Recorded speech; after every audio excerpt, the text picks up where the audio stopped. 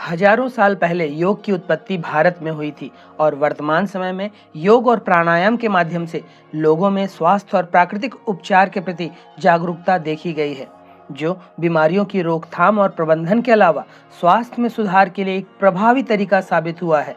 योग में बढ़ते वैज्ञानिक अनुसंधान के साथ साथ इसके चिकित्सक पहलुओं का भी पता लगाया जा रहा है। बताया गया है कि योग तनाव और चिंता को कम करता है, सहानुभूति गतिविधि को दबाकर न्यूरो हार्मोनल तंत्र को ट्रिगर करके स्वायत्त कार्यों में सुधार लाता है और यहाँ तक कि आजकल कई रिपोर्टों में सुझाव दिया गया है कि योग कैंसर जैसे लाइलाज बीमारियों में भी शारीरिक स्वास्थ्य के लिए फायदेमंद है। योग की ऐसी वैश्विक मान्यता भारत के बढ़ते सांस्कृतिक प्रभाव का भी एक प्रमाण है। योग अनंत शक्ति के पास जाने का रास्ता दिखाता है, अतः योग को अपने जीवन का एक महत्वपूर्ण हिस्सा बनाने के लिए हमें नियमित रूप से इसका अभ्यास करना चाहिए। आज हम आपको कृष्णासन की चतुर्थ विधि के बारे में विस्तृत रूप से बताने जा रहे हैं, जिसका नियमित अभ्यास आपको अनगिनत लाभ दे सकता है। चलिए आज इस योगासन के अभ्यास का तरीका और इससे जुड़ी कुछ महत्वपूर्ण बातों के बारे में जानते हैं। कृष्णासन की इस चतुर्थ विधि को करने के लिए सबसे पहले जमीन पर योगा मैट, दरी या कंबल बिछा लें। अब इसमें विष्णु मुद्रा में स्थित हो जाएं। इसके बाद श्वास लेते हुए जमीन की हाथ पर दबाव और संतुलन बनाते हुए दोनों पैर को इस तरह से एक साथ उठाएं। नितंब से लेकर पूरे पैर में खिंचाव महसूस होगा।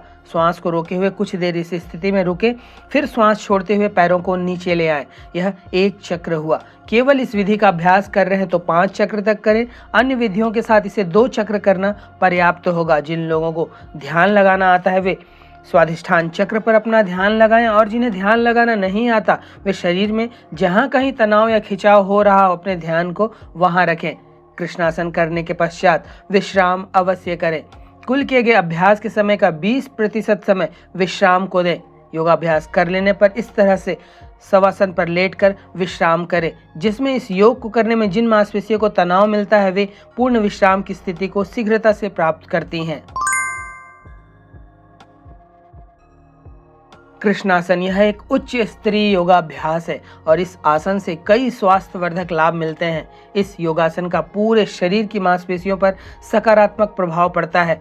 शरीर की लंबी और छोटी नसों को स्थिर करने में मदद करता है। इससे शरीर के कंधे, गर्दन और हाथ की मांसपेशियों का विकास होता है। शरीर के लिए स्थैतिक समर्पण को बढ़ाता है। यह आपके शरीर की भीतरी मांसपेशियों को शक्ति और स्थैर्य प्रदान करता है।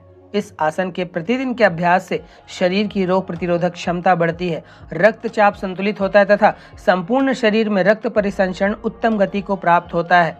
अभ्यासी नित्य युवा और निरोग बना रहता है। यह तनाव को कम करने में भी मदद करता है। यह उन विशिष्ट आसनों में से है जिसमें जांघों की भीतरी मांसपेशियों पर असर पड़ता है।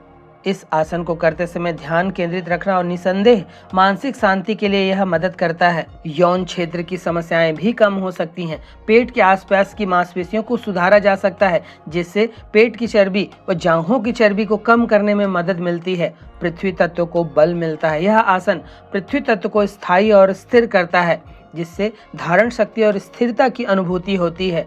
इस आसन को करने से शरीर के विभिन्न हिस्सों के माध्यम से वजन संतुलित होता है, जिससे शरीर का संरचना सुधरता है।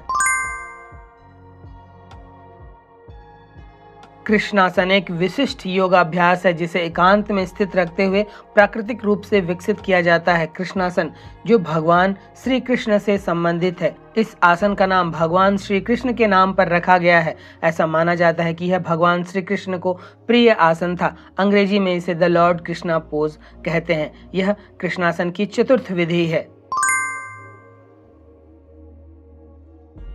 योग शास्त्र में मान्यता है कि मानव शरीर में 7 चक्र होते हैं, जो शरीर, मन और आत्मा के बीच संतर्गत शक्ति के स्रोत होते हैं।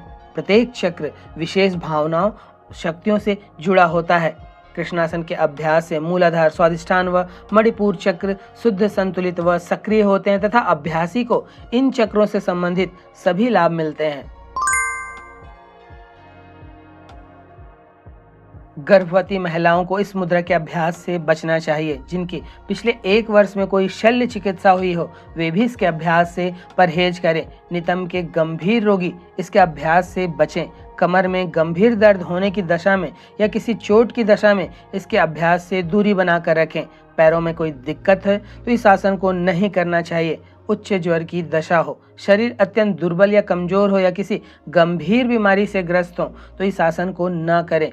इस आसन में ध्यान रखने वाली बात सिर्फ यह है कि अगर आप जोड़ों के दर्द या अन्य किसी समस्या से जूझ रहे हैं तो पहले अपने चिकित्सक से परामर्श ले लें और किसी योग्य प्रशिक्षक की निगरानी में ही इसे करें। योग के शुरुआती चरण में इसे सही ढंग से करने के लिए एक पेशेवर योग गुरु की मार्गदर्शन का सहारा लेना सुरक्षित होगा। किसी भी शारीरिक योगासन को करने से पहले विशेषज्ञ की सलाह महत्वपूर्ण होती है। तो यह था कृष्णासन की चतुर्थ विधि को करने का तरीका, इसके लाभ व इसे करने में बरती जाने वाली सावधानियां।